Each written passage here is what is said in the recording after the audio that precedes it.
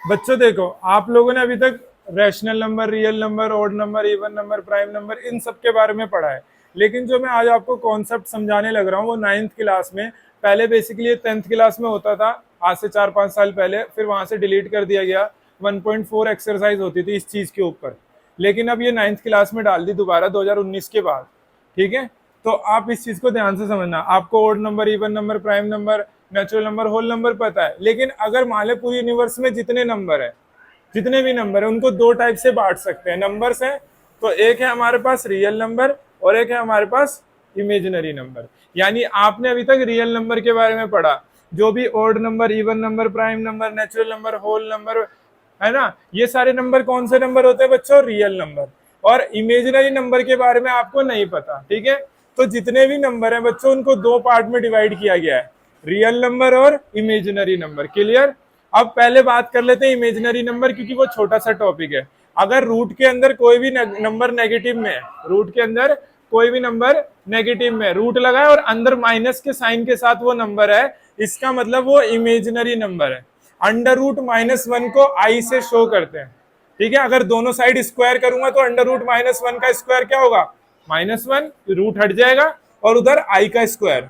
Under root -3 मतलब under root 3 into में under root -1, यानी √3i। अब ये आई क्या होता है बच्चों? इसे कहते हैं आयोटा। क्या कहते हैं इसे?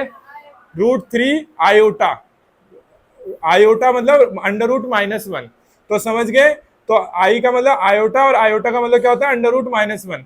और अगर रूट के अंदर कोई भी नंबर माइनस में बच्चों, तो उसे इमेजिनरी नंबर कहते हैं। ठीक है, इमेजिनरी नंबर समझ आ गया। 11th के ऊपर चौथा चैप्टर जो है आपका मैथ्स में, वो इसी चीज के ऊपर है पूरा। ठीक है, तो 11th क्लास में जानोगे आप, बट मैंने आपको बता दिया और आपकी बुक में ये चीज है। ठीक है, अब बात करते हैं रियल नंबर। रियल नंबर बच्चों, आपने odd number, even number, prime number, rational number, irrational number, ये सब क्या है? रियल नंबर है। लेकिन अब हम रियल नंबर को दूसरे तरीके से डिवाइड कर रहे हैं, टर्मिनेटिंग और नॉन टर्मिनेटिंग। ठीक है बच्चों, टर्मिनेटिंग का मतलब होता है जब रुक जाए वो डिजिट, ऐसे ही रुक जाए, जैसे 2 3 4 वो तो रुक गई, या पॉइंट के बाद कुछ डिजिट जाने के बाद रुक जाए वो, इसे कहेंगे टर्मिनेटिंग। ठीक है बच्चों, टर्मिनेटिंग को कहते हैं इसमें शांत। ये शांत है। शांत मतलब पॉइंट के बाद कुछ डिजिट तक जाएगी, या वैसी पॉइंट भी नहीं होगा, बिना पॉइंट वाले नंबर, या पॉइंट वाले वो नंबर जो पॉइंट के बाद कुछ डिजिट बाद, 4 डिजिट, 10 डिजिट या 2 डिजिट बाद पॉइंट के बाद रुक जाए, जैसे 2 3 4 माइनस का। तो ये क्या है? तो रुक गए ना बच्चों, ये बढ़ते थोड़ी जा रहे हैं पॉइंट के बाद, तो इन्हें टर्मिनेटिंग कहते हैं। 2.2 -1.3 4/5, 4 को 5 से डिवाइड करोगे 0.8 आएगा, रुक गया।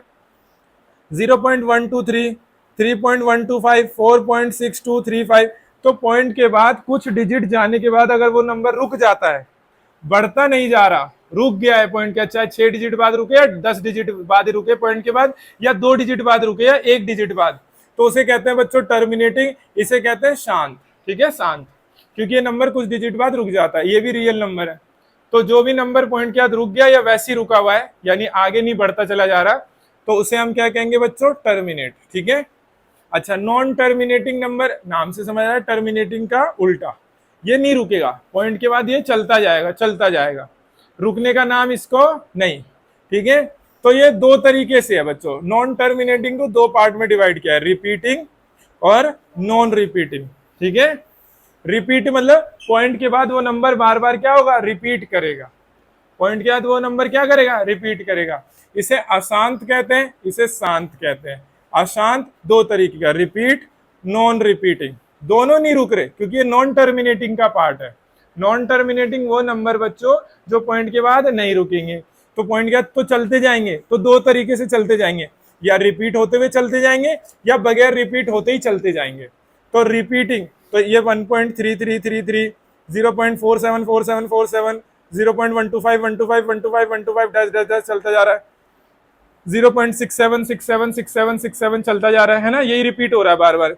0.99999999 ये रिपीट होता जा रहा है। तो क्या आप इनको पी बाई क्यू की फॉर्म में नहीं लिख सकते? अभी तो सिखाया। अरे 1.3 पे बार, 0.47 पे बार, 0.125 पर बार, 0.67 पर बार, 0.9 पे बार। तो 9th क्लास में आपने पढ़ा होगा, या 9th क्लास में हो तो आपने पढ़ा होगा इनको पी बाई क्यू के फॉर्म में लिखना, तो आप इसको पी बाई क्यू की फॉर्म में लिख सकते हो। और जिस भी नंबर को आप पी बाई क्यू के फॉर्म में लिख सकते हो वो रैशनल नंबर होता है। कौन सा नंबर होता है वो? Rational number.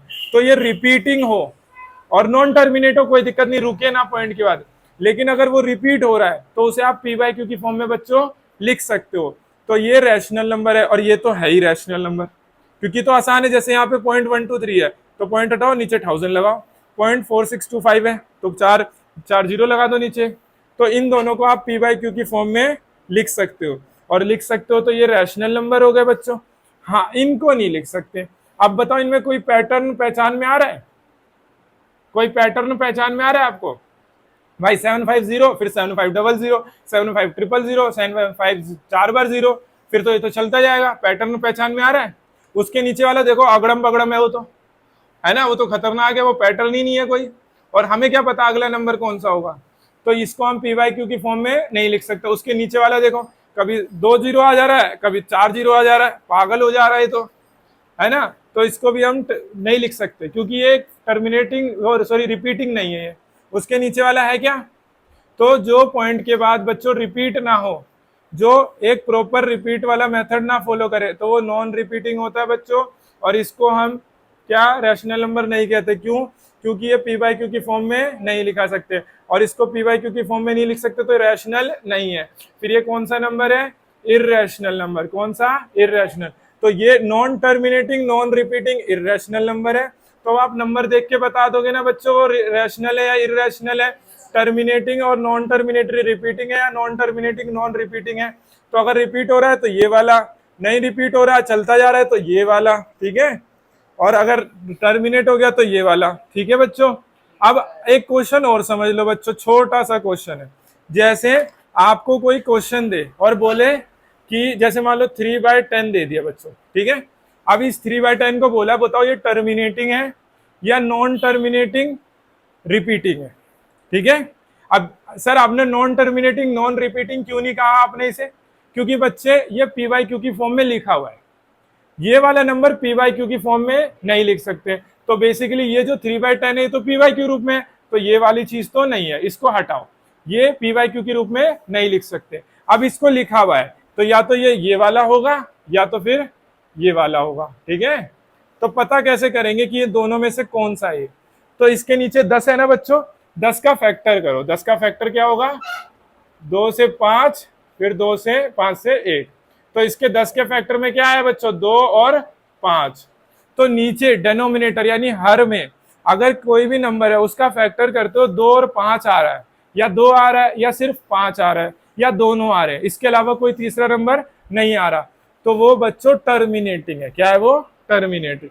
लेकिन 2 और 5 के अलावा नीचे वाले नंबर में कोई फैक्टर में नंबर आ गया, नीचे वाले के नंबर के फैक्टर में, जैसे 3 आ गया, 7 आ गया, तो वो नॉन टर्मिनेटिंग और रिपीटिंग है। क्या है वो? Non terminating repeating. जैसे मान लो बच्चों 3/15 है, ठीक है। अब इसका फैक्टर करो नीचे वाले का 15 का, ठीक है। 3 इंटू में 5 आया ना, लेकिन 3 से 3 कट जाएगा, 3 से 3 कट जाएगा तो 1/5 यानी 5 आया बस फैक्टर में। तो 5 आया तो ये रिपीटिंग सॉरी टर्मिनेटिंग है। लेकिन चलो बच्चों मान लेते 1/15। अब तो नीचे क्या आ रहा है? 3 इंटू में 5, कट भी नहीं रहा 3, है ना। तो 3 इंटू में 5, 2 और 5 के अलावा कोई नंबर आ गया, तो ये क्या है? नॉन टर्मिनेटिंग और रिपीटिंग।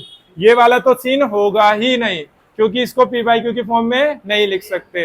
तो आपको कोई नंबर देगा तो आप बता दोगे वो कौन सा टर्मिनेटिंग है या नॉन टर्मिनेटिंग रिपीटिंग है। नीचे वाले का फैक्टर करना है, फैक्टर करके अगर 2 और 5 आ रहा है या 2 आ रहा है या सिर्फ 5 आ रहा है तो भी रिपीटिंग है, सॉरी टर्मिनेटिंग है। लेकिन 2 और 5 के अलावा कोई नंबर आ रहा है तो वो नॉन टर्मिनेटिंग रिपीटिंग है। उसका तो सीन ही अलग है, वो तो देख के बताना है रैशनल वो सॉरी इर्रेशनल नंबर है।